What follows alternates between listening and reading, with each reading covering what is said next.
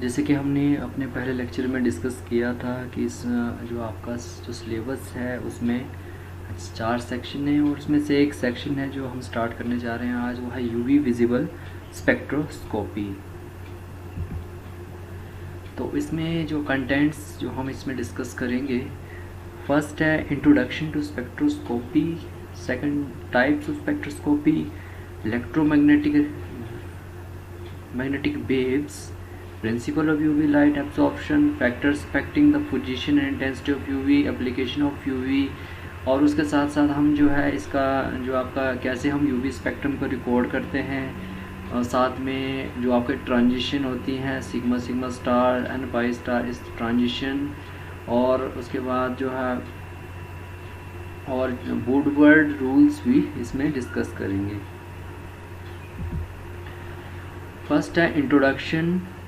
Spectroscopy क्या है? Spectroscopy is the branch of science dealing with the study of interaction of electromagnetic radiation with matter.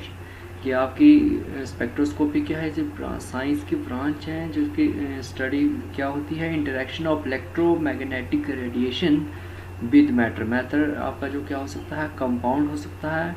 और simple way में it is the measurement of electromagnetic radiation absorbed or emitted when a molecule or ions or atoms of a sample move from one energy state to another energy state। और इसको बोल सकते हैं spectroscopy is the most powerful tool available for the study of atomic and molecular structure and is used in the analysis of a wide range of sample. तो आपने समझना है कि स्पेक्ट्रोस्कोपी क्या है? It is the interaction of electromagnetic radiation. Electromagnetic radiation कौन सी हो सकती हैं? आपकी यूवी विजिबल, जो आपकी X rays, gamma rays, radio waves, IR waves, ये कौन सी हैं? Electromagnetic radiation with matter. Matter क्या होगा? आपका एटम्स, मॉलिक्यूल, जो भी कंपाउंड होता है वो क्या है? आपका मैटर। तो interaction of electromagnetic radiation with matter is known as spectroscopy. तो आपको पहले पता होना चाहिए इलेक्ट्रोमैग्नेटिक रेडिएशन की। इलेक्ट्रोमैग्नेटिक रेडिएशन क्या है? Electromagnetic radiation consist of diverse discrete packets of energy which are called as photons. तो आपको पता है फोटॉन्स क्या होता है? A photon consist of an oscillating electric field and an oscillating magnetic field which are perpendicular to each other. तो ये आप इसको फोटोन के बारे में बताया है कि क्या होता है, इसमें इलेक्ट्रिक फील्ड भी होती है as well as magnetic field भी होती है। उसके बाद है properties of electromagnetic radiation. First है वेवलेंथ। तो आपको पता है it is the distance between the two successive maxima on an electromagnetic wave. Units are metre, centimetre, millimetre. तो इसको हम नैनोमीटर इसमें एक्सप्रेस करते हैं और माइक्रोमीटर में भी एक्सप्रेस करते हैं वेवलेंथ को। It is distance between the two successive maxima on an electromagnetic wave. Second है frequency. The number of wavelength unit pass through a given point in unit time is called frequency. It is noted by nu and units are cycles per second और hertz. Third है wave number. तो ये किसके बराबर होता है? 1 over wavelength as the number of waves per centimetre in vacuum. उसके बाद वेलोसिटी है। It is the product of wavelength and frequency and is equal to the velocity of the wave in the medium. तो ये क्या आपका v इसको दिखाना है, तो n into lambda। The relationship between the wavelength and frequency can be written as. इसको हम लिख सकते हैं, ये आपका relationship between wavelength and frequency c is equal to nu into lambda. उसके बाद आपका है स्पेक्ट्रोस्कोपी टाइप्स की। डिफरेंट टाइप्स ऑफ स्पेक्ट्रोस्कोपी कौन सी हैं? First one is ultraviolet spectroscopy और यूवी। किस पे बेस्ड है? Based on electronic excitation of molecule. Electronic excitation means क्या करेगा? जो आपके जैसे आपका कोई मॉलिक्यूल है उसमें कुछ अनपेयर इलेक्ट्रॉन्स हैं, पाई इलेक्ट्रॉन्स हैं, वो क्या करेंगे? पाई इलेक्ट्रॉन्स जो हैं वो रीजन जो आपके यूवी रीजन से लाइट एब्जॉर्ब करेंगे और ग्राउंड स्टेट से एक्साइटेड स्टेट में चले जाएंगे, इसलिए बोलते हैं इसको based on electronic excitation of molecule. तो इसमें की एप्लीकेशन किसमें है, कंजुगेटेड मॉलिक्यूल्स के लिए है, कार्बोनिल ग्रुप के लिए है, नाइट्रो ग्रुप के लिए। सेकंड स्पेक्ट्रोस्कोपी है infrared spectroscopy. It involves vibrational energy state from जैसे V1 टू V2। तो इसमें क्या करेंगे, जो आपके एटम्स मॉलिक्यूल्स हैं वो क्या करेंगे, एनर्जी एब्जॉर्व करेंगे। वो किस रीजन से करेंगे, इंफ्रारेड रीजन से। और फर्स्ट में किससे कर रहे थे, वो यूवी रीजन से। सेकंड में करेंगे हम इंफ्रारेड रीजन से, जो एटम्स और मॉलिक्यूल्स जो क्या करें, इलेक्ट्रॉन क्या एनर्जी एब्जॉर्व करेंगे और एक्साइटेड स्टेट में जाएंगे।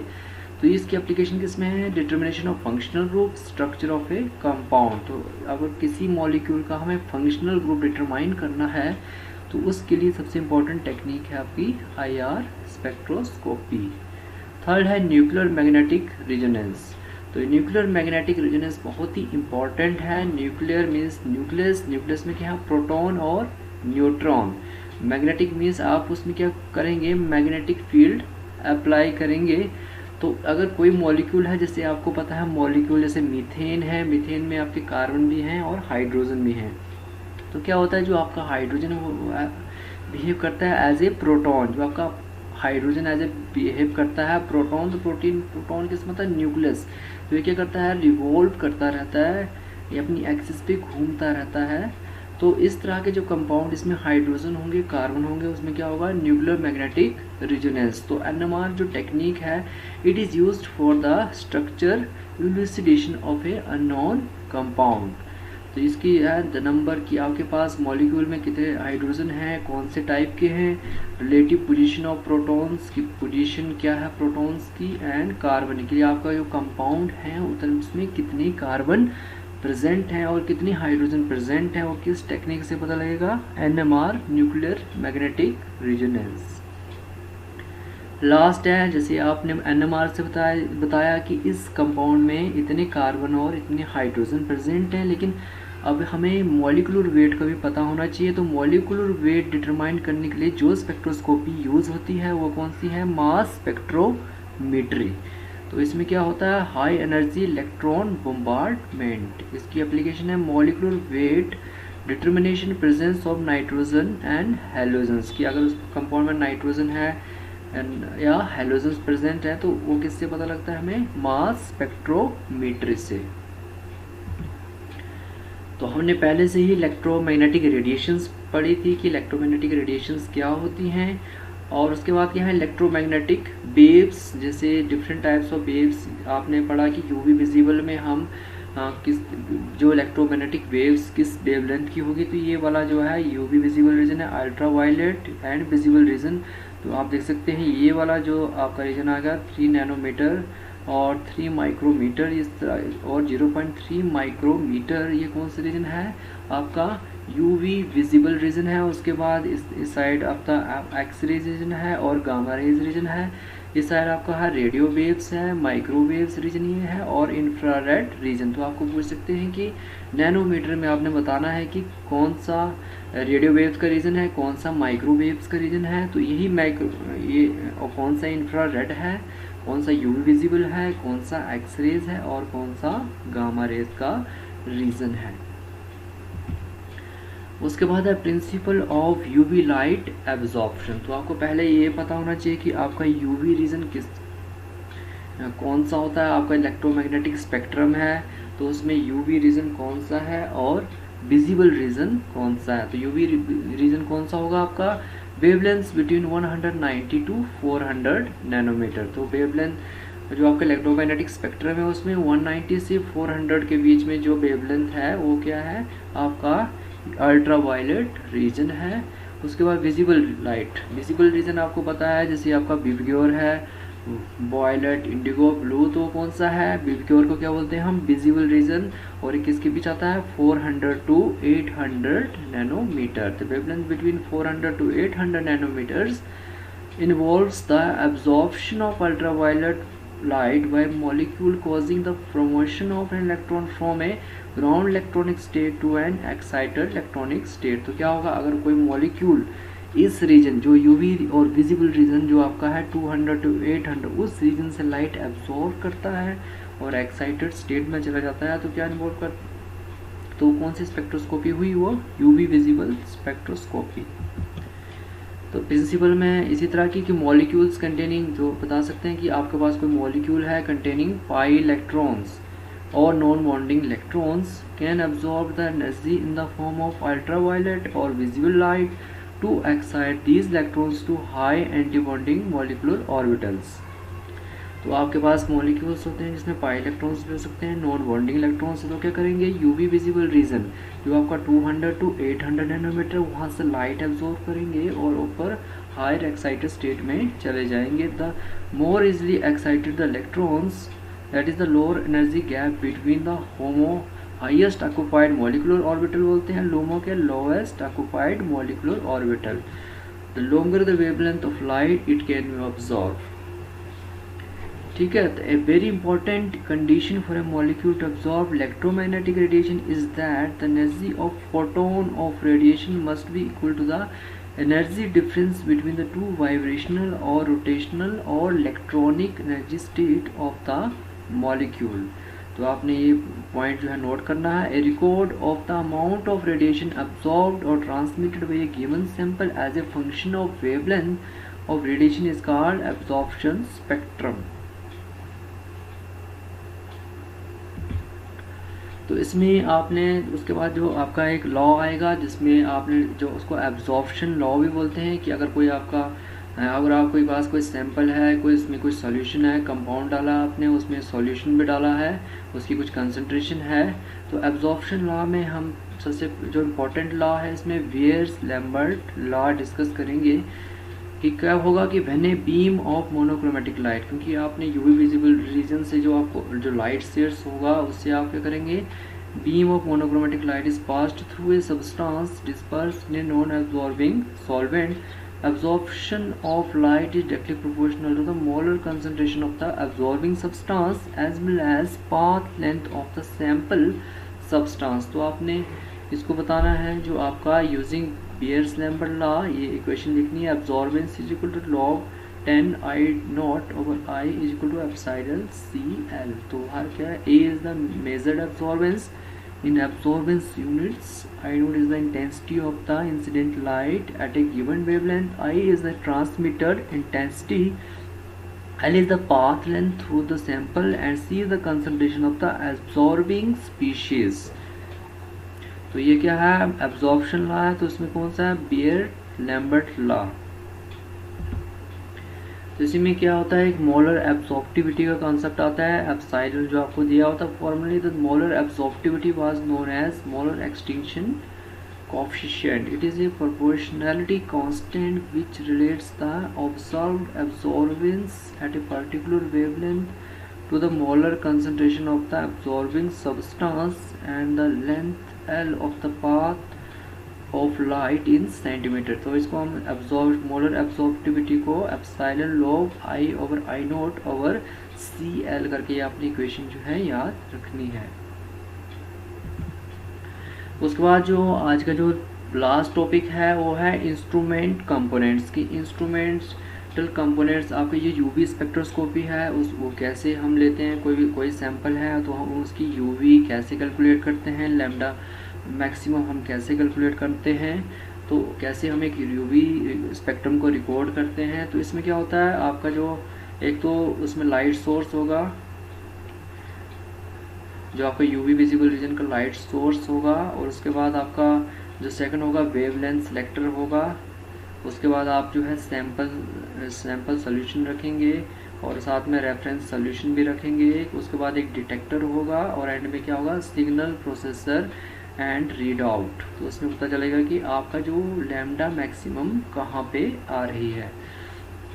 तो आपका क्या है इसमें, एक फर्स्ट वन क्या होगा, stable source of radiant energy, कि आपका जो सोर्स ऑफ एनर्जी क्या होगा। तो इसमें आप देख सकते हैं, तो यूवी विजिबल में आपके जो सोर्स ऑफ एनर्जी होंगे वे होंगे आपके हाइड्रोजन डिस्चार्ज लैम्प और इन अल्ट्रावायलेट रीजन, और जो विजिबल रीजन में होगा वो कौन सा होगा, टंगस्टन फिलामेंट लैम्प। तो आपने क्या करना है, जैसे आपका प्रोसीजर है कि आपने कोई सैंपल है, आपके पास कोई कंपाउंड है, तो उसको क्या करना है, आपने किसी सॉल्वेंट में पहले डिसॉल्व करना है। तो आपके पास जो पर्टिकुलर सॉल्वेंट, जो इम्पोर्टेंट सॉल्वेंट है, वैसे सॉल्वेंट होना चाहिए which does not absorb light in the region under examination. तो आपके पास आपका सैंपल है, उसको ऐसे सॉल्वेंट में डिसॉल्व करना है जो उस रीजन में वो यूवी जो कि रेडिएशन है उसको एब्जॉर्ब ना करता हो। तो इसमें जो पर्टिकुलर सॉल्वेंट है वो 95% इथेनॉल है, हेक्सेन है और वाटर। तो 95% इथेनॉल, हेक्सेन और वाटर में आप अपना जो है, जो आपका सैंपल जो कंपाउंड है उसमें डिसॉल्व कर सकते हैं। उसके बाद जो आपके सोर्स यूज़ होगा वो टंगस्टन और हाइड्रोजन जो आपका डिस्चार्ज लैम्प यूज़ होगा। सेकंड पॉइंट है a wavelength selector that isolated limited region of the spectrum for measurement. तो यहाँ पे क्या होगा, एक वेवलेंथ सिलेक्टर भी होगा, तो प्रिज्म भी हो सकता है, प्रिज्म हो सकता है जो आपको पर्टिकुलर वेवलेंथ को सिलेक्ट करेगा यहाँ से, कि इस पर्टिकुलर सोर्स है वहाँ से पर्टिकुलर वेवलेंथ को वहाँ पे सिलेक्ट करेगा 200 to 800 नैनोमीटर, और उसके बाद वो सैंपल पे जाएंगी वो वेवलेंथ। तो वन और मोर सैंपल कंटेनर्स, यहाँ पे सैंपल होगा जो आपका कंपाउंड होगा, साथ में एक रेफरेंस होगा जो आपका नेगेटिव होगा, उसमें हम कंपाउंड ऐड नहीं करेंगे। उसके बाद radiation detector which convert radiant energy to a measurable electrical signal. तो ये क्या, इसमें डिटेक्टर लगा होता है, यूवी डिटेक्टर होता है। क्या होता है, जो यहाँ से सिग्नल जाता है उसमें क्या करता है, जो रेडिएंट एनर्जी का सिग्नल जाएगा उसको इलेक्ट्रिक सिग्नल में वो कन्वर्ट करेगा। A signal processing and readout unit usually consisting of electronic hardware and in modern instrument a computer। तो इसके बाद आपको कंप्यूटर में एक सिग्नल दिखाई देगा कि इतने लैम्डा मैक्सिमम जो है उस आपका पर्टिकुलर जो कंपाउंड आपने सैंपल लिया था उसकी लैम्डा मैक्सिमम जो है इतनी आ रही है। तो आपने ध्यान रखना है इंस्ट्रूमेंटल कंपोनेंट में, इसमें क्या होता है, जो हम पहले तो एक कंपाउंड लेते हैं उसको हम किसी सॉल्वेंट में डिसॉल्व करते हैं। सॉल्वेंट भी एक पर्टिकुलर होता है, 95% इथेनॉल, वाटर और हेक्सेन। फिर हमारे पास क्या होना चाहिए, एक लाइट सोर्स होना चाहिए, वो आपका हाइड्रोजन डिस्चार्ज लैम्प हो सकता है, यूवी, और आपका टंगस्टन फिलामेंट होगा। उसके बाद आपके पास क्या होगा, वेवलेंथ सिलेक्टर होगा जो प्रिज्म हो सकता है, और आपका डिटेक्टर होगा जो क्या करेगा, रेडिएंट एनर्जी को कन्वर्ट करेगा इलेक्ट्रिकल सिग्नल में, और फाइनल में कंप्यूटर पे आपका सिग्नल आएगा, उसमें लिखेंगे कि इस कंपाउंड का आपका लैम्डा मैक्सिमम इतना है। तो आज के जो टॉपिक हमने जो डिस्कस किया है, उससे पहले हमने स्पेक्ट्रोस्कोपी पढ़ा कि it is the interaction of electromagnetic radiation with matter. तो आपने यूवी विजिबल में ध्यान देना है, इलेक्ट्रोमैग्नेटिक रेडिएशन भी होंगी और आपका कंपाउंड होगा, उन दोनों की इंटरेक्शन होती है, तो उसको स्पेक्ट्रोस्कोपी बोलते हैं। उसके बाद इलेक्ट्रोमैग्नेटिक रेडिएशन के बारे में बातचीत की कि इसमें हमारे जो फ्रीक्वेंसी है, वेवलेंथ है, वेव नंबर है। उसके बाद हमने different form of spectroscopy discuss की। एक तो यूवी विजिबल स्पेक्ट्रोस्कोपी होती है, यूवी रीजन आपका है 200 to 400, विजिबल है 400 to 800। उसके बाद IR स्पेक्ट्रोस्कोपी होती है, it is used for the determination of functional group. उसके बाद न्यूक्लियर मैग्नेटिक रेजोनेंस डिस्कस किया जिसमें हम radio waves as a source use करते हैं, and it is used for the determination of number of hydrogen, carbon and finally the elucidation of a unknown compound। और last है हमारा mass spectrometry, उसमें क्या करते हैं, हम मास को मेजर करते हैं और it is used for the determination of molecular weight. और उसके बाद हमने पढ़ा कि इसमें एब्जॉर्प्शन लॉज हैं, एक तो सबसे इम्पोर्टेंट है बियर-लैम्बर्ट लॉ। उसके बाद हमने डिस्कस किया आपका जो फाइनल जो टॉपिक था इंस्ट्रूमेंट्स क्या होना चाहिए। तो इंस्ट्रूमेंट में आपने ध्यान रखना है, इसमें एक जो आपका सैंपल लेना है उसको पर्टिकुलर सॉल्वेंट में डिसॉल्व करना है। उसके बाद आपके पास एक लाइट सोर्स होना चाहिए, एक टंगस्टन फिलामेंट लैंप हो सकता है, हाइड्रोजन डिस्चार्ज लैंप हो सकता है। फिर आपका एक सैंपल सोल्यूशन होगा, उस पाथ लेंथ में डालना है, रेफरेंस सोल्यूशन होगा। उसके बाद वो सिग्नल जो आपका रेडिएंट एनर्जी का सिग्नल के लिए कन्वर्ट होगा आपका इलेक्ट्रिकल सिग्नल, उसके लिए क्या होना चाहिए, आपको यूवी डिटेक्टर होना चाहिए। फाइनली जो आपका सिग्नल किस पे आएगा, आपका कंप्यूटर होगा, उसमें आप देखेंगे कि जो कंपाउंड आपने जिसमें यूवी चेक करनी है उसका लैम्डा मैक्सिमम इतना है। Thank you.